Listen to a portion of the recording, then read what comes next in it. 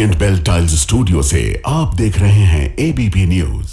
Good morning, नमस्कार, बहुत स्वागत है आपका। आप देख रहे हैं एबीपी न्यूज, आपके साथ मैं हूं जिया शर्मा और स्पेशल रिपोर्ट में सबसे पहले बात करते हैं मध्य प्रदेश में बीजेपी नेताओं की जुबान की, जो कभी जोश में होश खो बैठती है तो कभी फिसल जाती है और विवाद खड़ा कर देती है।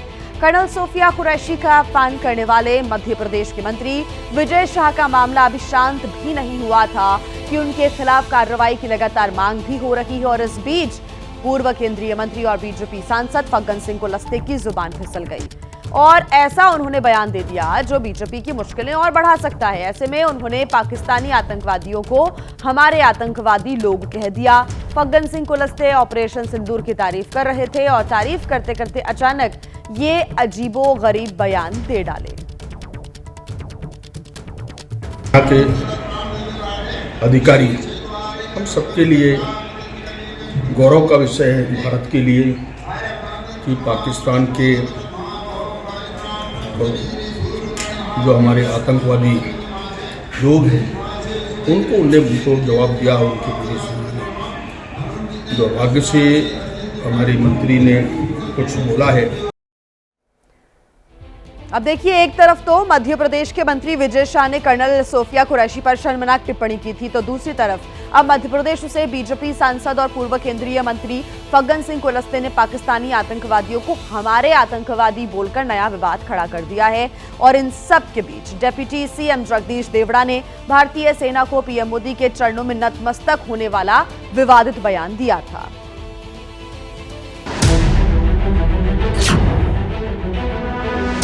मंत्री विजय शाह के बयान से मोहन सरकार पहले से ही बैकफुट पर है और अब डिप्टी सीएम जगदीश देवड़ा के बयान ने नया बवाल बढ़ा दिया है। मंत्री विजय शाह ने कर्नल सोफिया कुरैशी का अपमान किया तो डिप्टी सीएम जगदीश देवड़ा एक कदम और आगे बढ़ गए। डिप्टी सीएम जगदीश देवड़ा जबलपुर में कार्यक्रम में थे। मंच पर जैसे ही उन्होंने माइक थामा, पीएम मोदी की तारीफ करते करते सेना पर ही विवादित बयान दे डाला। यशस्वी प्रधानमंत्री जी को हम धन्यवाद देना चाहेंगे और पूरा देश की वो सेना, वो सैनिक उनके चरणों में नतमस्तक है। उनके चरणों में पूरा देश नतमस्तक है। उन्होंने जो जवाब दिया है उसकी जितनी सराहना की जाए, जितना कहा जाए, एक बार उनके लिए जोरदार ताली बजा करके स्वागत।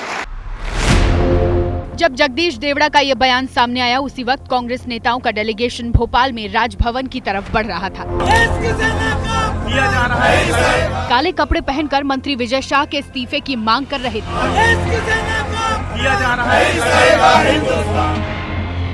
राजभवन के बाहर प्रदर्शन कर रहे कांग्रेस नेताओं को पुलिस ने डिटेन कर वहां से हटाया।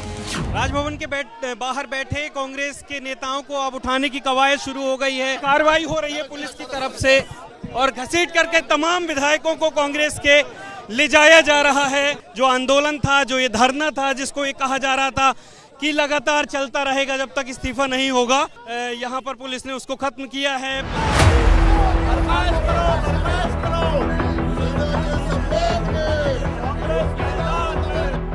हालांकि कांग्रेस का प्रदर्शन सड़कों पर भी जारी रहा। विधायक आरिफ मसूद की अगुवाई में कांग्रेस कार्यकर्ताओं ने गांधी प्रतिमा के नीचे प्रदर्शन किया। प्रदर्शनकारियों ने कर्नल सोफिया की तस्वीर थामी थी। जिन्होंने हमारी बेटियों के सिंदूर उजाड़े थे, वही लोगों को हमने उन्हीं की बहन भेज करके उनकी एक बार मोदी जी के लिए जोरदार ताली बजाएं। उन्होंने कपड़े उतार उतार के हमारे हिंदुओं को मारा और मोदी जी ने उनकी बहन को उनकी करने हमारे जहाज से उनके घर गए। दरअसल मंत्री विजय शाह ने कर्नल सोफिया पर विवादित टिप्पणी की थी। कांग्रेस विजय शाह के इस्तीफे की मांग पर अड़ी है, लेकिन सरकार उनके साथ खड़ी नजर आ रही है। सीएम मोहन यादव ने आज एक बार फिर गेंद कोर्ट के पाले में डाल दी।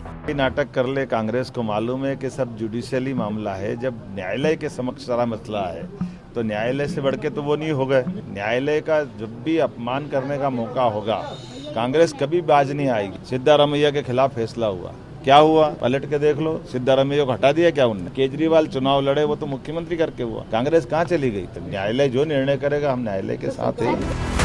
हालांकि फिलहाल विजय शाह की कुर्सी सोमवार तक सेफ हो गई है। सुप्रीम कोर्ट ने 19 मई तक के लिए सुनवाई टाल दी है। विजय शाह के वकील ने शुक्रवार को अतिरिक्त दस्तावेज दाखिल करने के लिए सुप्रीम कोर्ट से समय मांगा था। विजय शाह की तरफ से हाईकोर्ट के 15 मई के आदेश को आधार बनाया गया। आदेश की कॉपी को कोर्ट के सामने पेश करने की इच्छा जताई गई, जिस पर सहमति जताते हुए सुप्रीम कोर्ट ने उन्हें 19 मई तक का समय दे दिया है।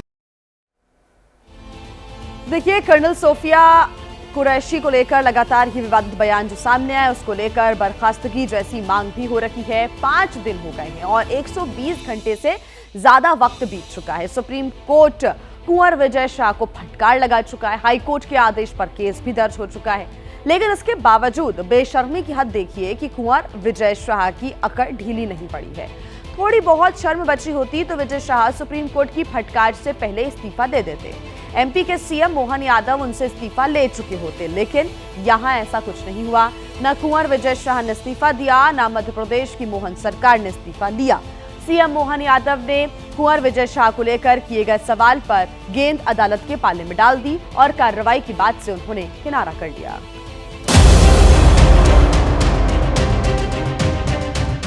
कि सब जुडिशियली मामला है, जब न्यायालय के समक्ष सारा मसला है तो न्यायालय से बढ़ के तो वो नहीं हो गए।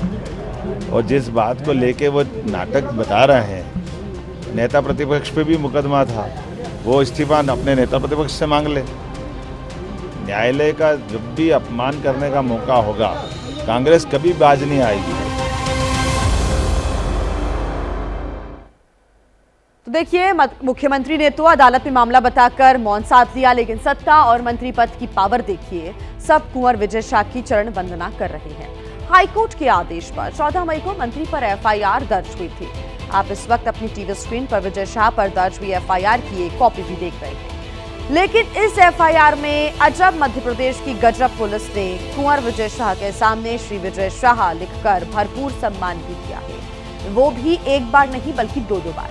यानी सेना और देश की जाबाज बेटी पर सवाल उठाने वाले मंत्री को Madhya Pradesh police full respect दे रही है। ये हाल अब है कि जो हाईकोर्ट है खुद इस एफआईआर को खानापूर्ति वाली एफआईआर कह चुका है। हाईकोर्ट ने ये कहा है कि एफआईआर को इस तरह तैयार किया गया कि इसे ऊपरी अदालत में चुनौती देकर आसानी से रद्द कराया जा सकता है। एफआईआर में अपराध का स्पष्ट और विस्तृत विवरण भी पुलिस ने शामिल नहीं किया। 13 तारीख को भारत की बात में हमने ये भी खबर सबसे पहले आपको दिखाई थी कि कैसे बिना नाम लिए विजय शाह ने ऐसी बात कही थी जो कर्नल सोफिया कुरैशी की तरफ इशारा कर रही थी। लेकिन मंत्री की बेशर्मी देखिए कि बयान तो वो दे रही हैं, लेकिन इस्तीफा देने को तैयार नहीं है। इन्होंने हमारी बेटियों के सिंदूर उजाड़े थे, वही लोगों को हमने उन्हीं की बहन भेज करके एक बार मोदी जी के लिए जोरदार ताली बजाई।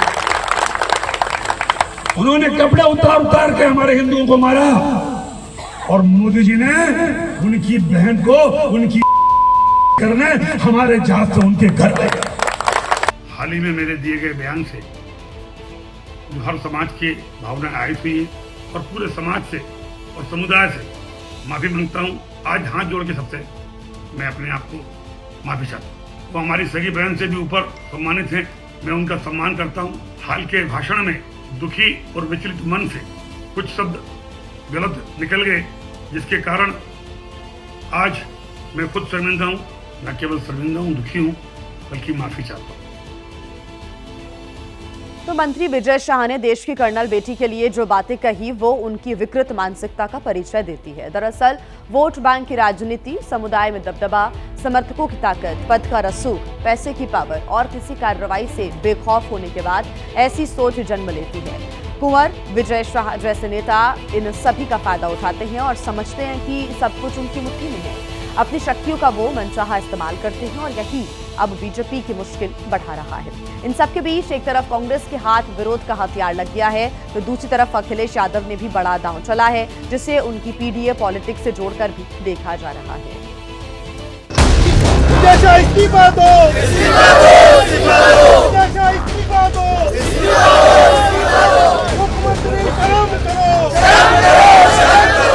मध्य प्रदेश के मुख्यमंत्री मोहन यादव के बगल में बैठे कुंवर विजय शाह।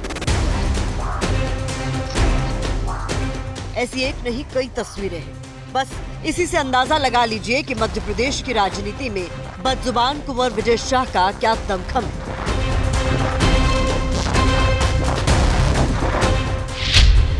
बार एमएलए, 5 बार मंत्री, आदिवासी समाज पर पकड़। ये कुंवर विजय शाह का रुतबा है।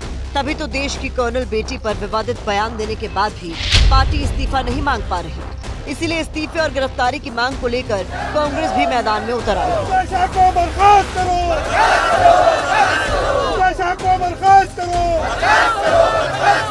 आज भोपाल विधानसभा में गांधी प्रतिमा के पास कांग्रेस के सैकड़ों कार्यकर्ताओं ने काले कपड़े पहनकर आवाज बुलंद की।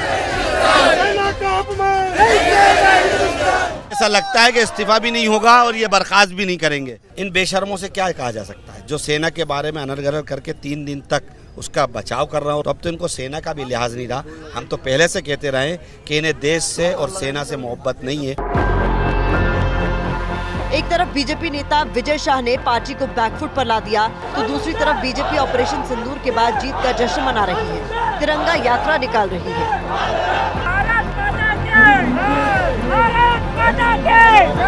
लेकिन तिरंगा यात्रा भी सियासी यात्रा हो गई है, जिस पर अखिलेश के एक बयान ने सियासी टेम्परेचर बढ़ा दिया है। जश्न जीत का होता है, सीज का नहीं। दुनिया में कहीं नहीं देखा होगा आपने कि सीज का जश्न मनाया जा रहा हो। ये भारतीय जनता पार्टी के लोग आखिरकार किसको धोखा देना चाहते हैं? अखिलेश ने जैसे ही ये बात कही, बीजेपी की भौहें तन गई। अखिलेश के बयान की निंदा करने के लिए बीजेपी प्रवक्ता शाहनवाज हुसैन प्रकट हुए और सवालों की बमबारी कर दी। हमने पाकिस्तान की कमर तोड़ दी, 9 आतंकी अड्डे उड़ा दिए, 11 एयरबेस तबाह कर दिया, 100 से ज्यादा आतंकी मार दिए। पूरे दुनिया में पाकिस्तान कड़ा रहा है, रो रहा है, और अखिलेश यादव को वो जीत नहीं सीज लगती है। बहुत दुर्भाग्यपूर्ण है। इस तरह का बयान देकर वो जवानों का और सेना का अपमान कर रहे हैं। समाजवादी पार्टी के महासचिव राम गोपाल यादव ने भी विंग कमांडर व्योमिका सिंह पर जाति सूचक टिप्पणी की थी, जिसको लेकर वीएचपी कार्यकर्ताओं ने पुलिस में शिकायत दर्ज कराई है। देखिए, जम्मू कश्मीर की पूर्व सीएम महबूबा मुफ्ती ने फिर पाकिस्तान प्रेम का राग अलापा है। उन्होंने पाकिस्तान के पीएम शहबाज के सुर में सुर मिलाए हैं। महबूबा मुफ्ती ने कहा कि अब बातचीत का समय आ गया है, दोनों देशों को बातचीत के जरिए शांति बहाली करनी चाहिए। महबूबा मुफ्ती के बयान पर बीजेपी भड़की। बीजेपी ने कहा कि शांति संदेशों से अब काम नहीं चलेगा। कई लोग यहाँ शहीद हो गए हैं, कई जो हैं गांव के गांव उजड़ गए, घर बर्बाद हो गए। इतनी तबाही के बाद अब थोड़ा सा सुकून हो रहा है। तो ऐसे में ये कहना है कि तुलबुल जो है वो उसको बराज को बनाएंगे, चूँकि इंडस वाटर ट्रीटी अब सस्पेंड हो चुकी है, तो मुझे लगता है ये एक प्रोवोकेशन है। हम कहते हैं किसी तरह से हमें यहाँ सुकून हो जाए, आराम हो जाए, तो ऐसे में मुझे लगता है हमें वो बात कहनी चाहिए जिससे अमन बढ़े, वो बात नहीं कहनी चाहिए जिससे प्रोवोकेशन हो और जंग जैसे हालात फिर से दोबारा हो जाएं। मैं समझती हूँ कि इसमें नई दिल्ली को भी सोचना चाहिए, रिव्यू करना चाहिए अपना डिसीजन, और पाकिस्तान को भी रिव्यू करना है जो उन्होंने शिमला एग्रीमेंट को सस्पेंड किया। दोनों तरफ से रिव्यू होना चाहिए ताकि हम आपस के मसले बायलैटरली हल कर सकें। भारत पाकिस्तान पर महबूबा जी की सलाह तो अच्छी है, लेकिन पाकिस्तान ने जिस प्रकार से यहाँ गदर मचा रखा था, पहलगाम में जिस प्रकार से उसने हत्याएं की, और उसके बाद अभी भी वहाँ पर आतंकी कैंप चल रहे हैं, शांति का संदेश देकर इसको कोई फ़ायदा नहीं आज तक हुआ। तो शांति के संदेश से काम चलने वाला नहीं है। तो पाकिस्तान को रोके गए पानी को लेकर भी जम्मू कश्मीर की मुख्यमंत्री रह चुकी महबूबा मुफ्ती सवाल उठा रही हैं और सोशल मीडिया पर मौजूदा सीएम उमर अब्दुल्ला से भिड़ गई हैं। तो उमर ने भी महबूबा पर पाकिस्तानी भाषा बोलने का आरोप लगाया।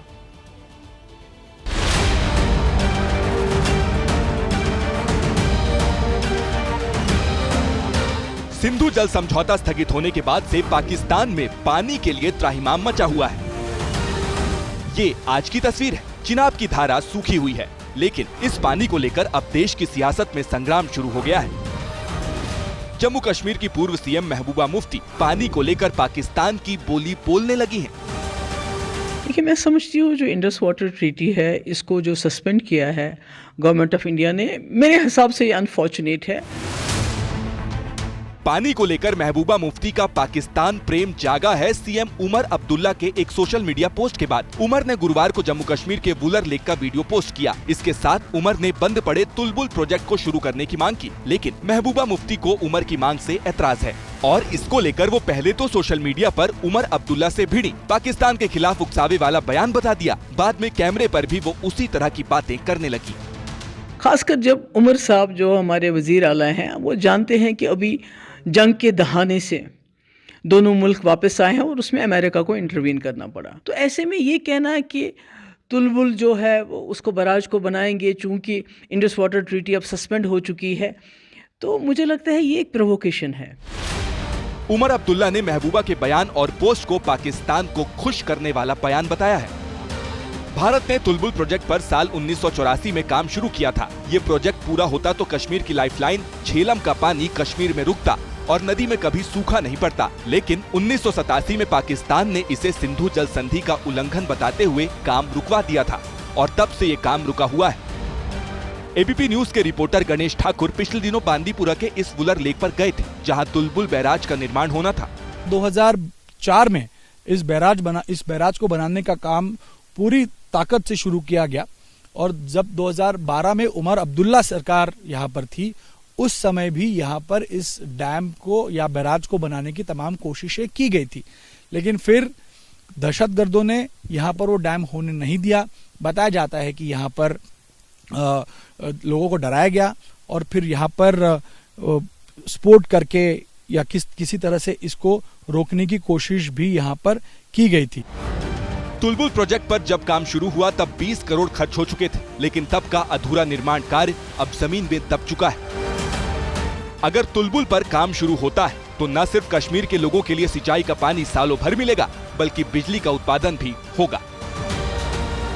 और आगे ब्रह्मोस की बात करेंगे, उसकी खासियत आपको बताएंगे, लेकिन उसके पहले आपको एक बड़ी खबर बता दें। पाकिस्तान के प्रधानमंत्री शहबाज शरीफ ने कबूल किया है, ये शहबाज शरीफ का कबूलनामा आया है सामने। 9 और 10 मई की रात में जनरल मुनीर ने फोन किया, भारत की मिसाइल नूर खान एयरबेस पर गिरी और कुछ अन्य इलाकों पर भी मिसाइलें गिरी। अब शहबाज शरीफ इस कबूलनामे को बताते हुए आ रही है नजर, कह रहे हैं कि 9-10 मई की रात में जनरल मुनीर ने उन्हें फोन किया था।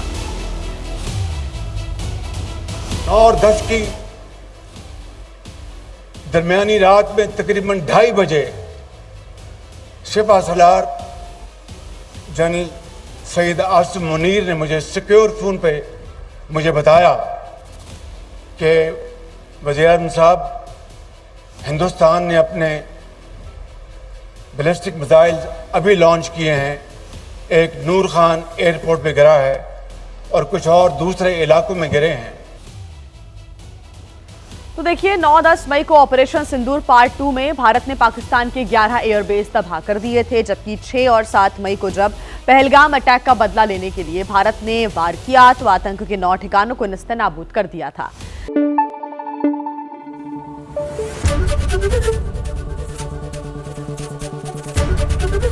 एबीपी न्यूज आपको रखे आगे।